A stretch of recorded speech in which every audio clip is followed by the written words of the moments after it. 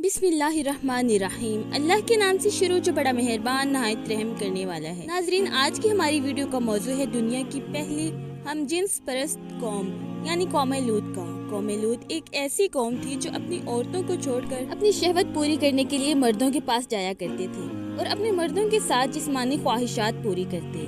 تو ہم جنس پرستی کرنا کس نے سکھایا؟ آج کی اس ویڈیو میں ہم آپ کو بتائیں گے قرآن و حدیث کی روشنی میں ان لوگوں کا انجام کیا ہوا، کس طرح انہوں نے ہم جنس پرستی شروع کی۔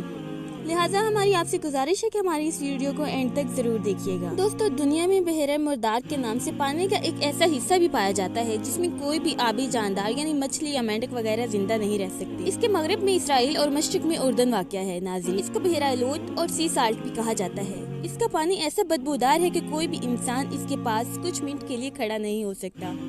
اس کے آس پاس بنجر اور صحرائی زمین ہے جہاں زندگی کا کوئی نام و نشان نہیں۔ سائنسدان اور ماہرین کا خیال ہے کہ یہ ایسی زمین ہے جہاں رہتی دنیا تک کے لیے کوئی بھی انسان آباد نہیں ہو سکتا۔ قرآن پاک میں ارشاد باری تعالیٰ ہے، ہم نے اس بستی کو سرِ عبرت کی نشانی بنا دیا ان لوگوں کے لیے جو عقل رکھتے ہیں۔ ناظرین، کبھی یہ بستی اور یہ علاقہ دنیا کی سرگرمیوں کا گہوارہ ہوا کرتے تھے۔ اس بستی کا نام سدوم تھا جو ایک سرسبز و شاداب علاقہ تھا۔ ہر طرح کی سبزی اور پھل وہاں موجود تھے۔ طرح طرح کی میوہ اور ہر قسم کا اناج شہر سدوم میں پیدا ہوتا۔ جدید قسم کے نہری نظام اور چشموں سے یہ بستی بھری ہوئی تھی۔ یہی وجہ تھی کہ دوسرے شہروں اور قریبی بستیوں سے لوگ شہر سدوم میں سیر و تفریح اور کھانے پینے کے لیے مہمان بن کر آتے۔ شروع میں سدوم کے لوگوں نے مہمانوں کو خوش آمدید کہا اور ہر طرح سے ان کی خدمت کی، لیکن پھر آہستہ آہستہ یہ دن بھی آیا کہ یہ قوم مہمانوں سے تنگ پڑ گئی اور سوچنے لگی کہ کیسے ان مہمانوں سے جان چھڑائی جائے اور ان کا آنا اپنی بستی سے روکا جائے۔ دوسرے لوگوں کو اپنی بستی میں آنے سے روکنے کے لیے اس قوم کے لوگوں نے بہت سے منصوبے بنائے، لیکن یہ کسی بھی منصوبے میں کامیاب نہ ہوئی کیونکہ سدوم ایک بہت ہی خوبصورت علاقہ تھا جو لوگوں کے لیے بہت پرکشش تھا اور لوگ اس کی طرف کھینچے چلے آتے تھے، اس لیے یہ لوگ باقی لوگوں کو روکنے کے لیے ناکام رہے۔ دوستو، اسی طرح ایک دن شیطان اس بستی میں ایک بزرگ کی شکل میں آیا اور سدوم کے لوگوں سے مخاطب ہو کر کہنے لگا، میں تم لوگوں کو ایک ایسی تدبیر بتاتا ہوں جس سے تم لوگ مہمانوں سے فائدہ بھی اٹھا سکو گے اور آہستہ آہستہ مہمان اس بستی کا رخ کرنے سے بھی ڈرنے لگیں گے۔ پوری قوم خوشی میں نعرے لگانے لگی۔ وہ بوڑھا کہنے لگا کہ کل کے دن تمہاری طرف جو بھی مہمان آئے تو تم لوگ زبردستی اس کے ساتھ بدفعلی کرو اور یہ بدفعلی صرف مہمان مردوں کے ساتھ ہی کرنا۔ لیکن بستی کے لوگوں کو اس کی یہ تدبیر کچھ خاص نہ لگی۔ لیکن جب اگلے دن شیطان نے ایک نہایت خوبصورت اور نو عمر لڑکی کو اس بستی میں بھیجا جس کو دیکھ کر قوم سدوم کی سردار اپنی شہوت پر قابو نہ رکھ سکے اور کہنے لگے کہ ہمیں ہر صورت اس بوڑھے کے مشورے پر عمل کرنا چاہیے۔ قوم کے 4 سرداروں نے اس لڑکے کو باندھ کر اس کے ساتھ بدفعلی کی۔ چنانچہ اس طرح شیطان نے اس قوم کو بدفعلی کرنا سکھائی۔ پھر اس کے بعد آہستہ آہستہ جیسے جیسے مہمان ان کی بستی میں آتے تو یہ لوگ ان کے ساتھ زبردستی بدفعلی کرتے۔ شیطان کے اس فارمولے پر عمل کرتے ہوئے ان لوگوں کی مہمانوں سے تو جان چھوٹ گئی، اب لوگ ان کی بستی میں آتے ہوئے ڈرنے لگے۔ لیکن یہ لوگ بدفعلی میں اس قدر آگے بڑھ گئے کہ ایک دوسرے کے ساتھ بھی بدفعلی کرنے لگے۔ اب یہ لوگ ایک دوسرے کی رضامندی کے ساتھ مردوں کے ساتھ بدفعلی کرتے اور اپنی عورتوں کو چھوڑ کر مردوں میں دلچسپی لیتے۔ اگر کوئی مہمان غلطی سے ان کے علاقے میں آ بھی جاتا تو یہ انہیں اپنی محفل میں لے جاتے اور وہاں اجتماعی طور پر اس کے ساتھ زیادتی کرتے۔ پھر اللہ پاک نے ان کی طرف اپنے پیارے پیغمبر حضرت لوط علیہ السلام کو ان کی رہنمائی کے لیے بھیجا۔ حضرت لوط علیہ السلام حضرت ابراہیم علیہ السلام کے بھتیجے تھے اور عراق کے شہر بابل کے رہنے والے تھے۔ ناظرین، اہم بات یہ ہے کہ مردوں سے شہوت پوری کرنا یہ ایک ایسا گناہ تھا جو اس قوم سے پہلے کبھی کسی نے نہیں کیا تھا۔ قرآن پاک میں قوم لوط کا ذکر 17 مرتبہ آیا ہے۔ لوط کے بارے میں اللہ پاک قرآن پاک میں ارشاد فرماتے ہیں، تو وہ بے حیائی کرتے ہو جو تم سے پہلے جہاں میں کسی نے نہ کی، تو تم مردوں کے پاس شہوت سے جاتے ہو اور عورتوں کو چھوڑ کر، بلکہ تم لوگ حد سے گزر گئے۔ حضرت لوط علیہ السلام کی قوم نے یہ سن کر ان کی بات ماننے کی بجائے جواب میں کہا جو قرآن پاک میں کچھ اس طرح موجود ہے۔ اس قوم کا کچھ جواب نہ تھا مگر یہی کہنا کہ ان کو اپنی بستی سے نکال دو، یہ لوگ تو پاکیزگی چاہتے ہیں۔ حضرت لوط علیہ السلام نے اپنی قوم کو بہت سمجھایا لیکن وہ اس بدفعلی سے باز نہ آئے۔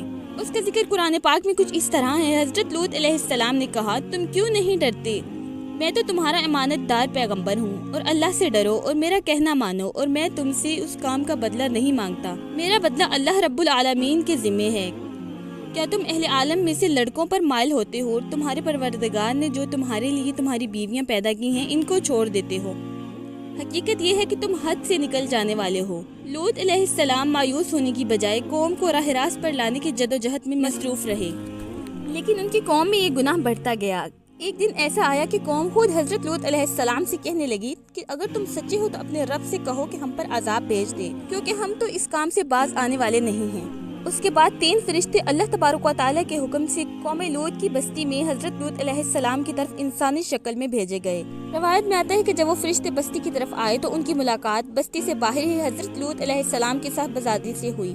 فرشتے حضرت لوط علیہ السلام کی بیٹی سے کہنے لگے کہ ہم مسافر ہیں اور ہم چاہتے ہیں کہ ایک رات اس بستی میں رک جائیں، کیا یہاں ہمیں ایک رات کے لیے کوئی جگہ مل سکتی ہے؟ تو اس لڑکی نے ان سے کہا، آپ لوگ یہاں پر ہی رکے، میں اپنے والد سے اس بات کا ذکر کرتی ہوں۔ لڑکی حضرت لوط علیہ السلام کے پاس آئی اور پریشانی میں کہنے لگی کہ بستی کے کنارے میں نے 3 انتہائی خوبصورت نوعمر لڑکے دیکھے ہیں جو ہماری بستی میں رات رکنا چاہتے ہیں، اور میں نے ان کو بستی کے باہر رکنے کا کہا ہے، کیونکہ اگر ان کو بستی کے لوگوں نے دیکھا تو وہ ان لڑکوں کے ساتھ بھی ویسا ہی سلوک کریں گے جیسا کہ یہاں پر عام ہے۔ خیر، حضرت لوط علیہ السلام بستی کے کنارے گئے اور انہی انسانی شکلوں والے فرشتوں کو چھپ چھپا کر اپنے گھر لے آئے۔ مفسرین اور تاریخ دان لکھتے ہیں کہ وہ فرشتے جبرائیل علیہ السلام، میکائیل علیہ السلام اور اسرافیل علیہ السلام تھے، لیکن وہ نہایت خوبصورت نوعمر لڑکوں کی شکل میں تھے۔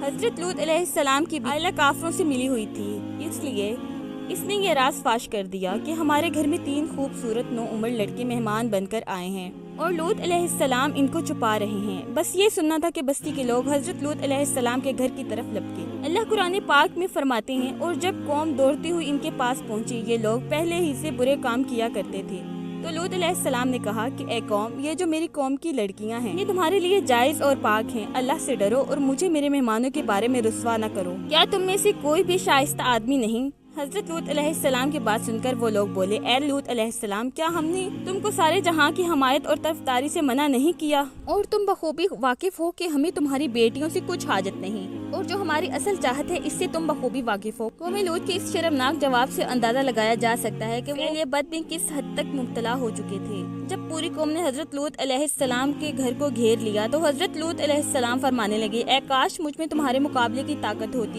یہاں کسی مضبوط قلعے میں پناہ پکڑ سکتا۔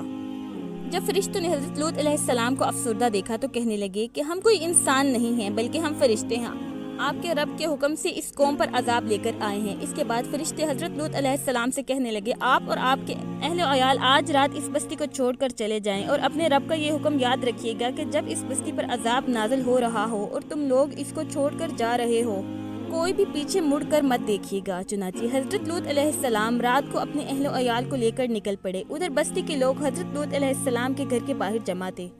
حضرت جبرائیل علیہ السلام نے اپنا ایک پر مارا اور وہ سارے لوگ جو جمع تھے وہ اندھے ہو گئے۔ یہ عذاب صرف ان لوگوں کے لیے تھا جو حضرت لوط علیہ السلام کے گھر کے باہر جمع تھے۔ اس کے بعد حضرت جبرائیل علیہ السلام نے اس بستی کو اللہ کے حکم سے زمین سے اکھیڑا اور پھر اپنے بازو پر رکھ کر آسمان پر لے گئے، یہاں تک کہ بستی کے مرغوں اور کتوں کی آوازیں آسمان کے فرشتوں نے سنی۔ پھر اس ساری بستی کو زمین پر دے مارا۔ اس کے بعد اللہ نے ان لوگوں پر پتھروں کی بارش کی۔ یہ تھا قوم لوط کا حال، جن کو اللہ نے بے شمار نعمتوں سے نوازا، لیکن پھر وہ اللہ کی نافرمانیوں سے باز نہ آئے اور اللہ نے ان کو عبرت کا نشان بنا دیا اور ان کا نام صفحہ ہستی سے مٹا دیا۔ اللہ سے دعا ہے کہ اللہ پاک ہمیں اپنے رسول کے بتائے ہوئے طریقوں پر زندگی گزارنے کی توفیق عطا فرمائے، اور جن کاموں سے اللہ اور اس کا رسول صلی اللہ علیہ وآلہ وسلم ناراض ہوتے ہیں ان سے باز رہنے کی توفیق عطا فرمائے۔ کامنٹ سیکشن میں آمین لکھنا مت بھولیے گا۔ شکریہ۔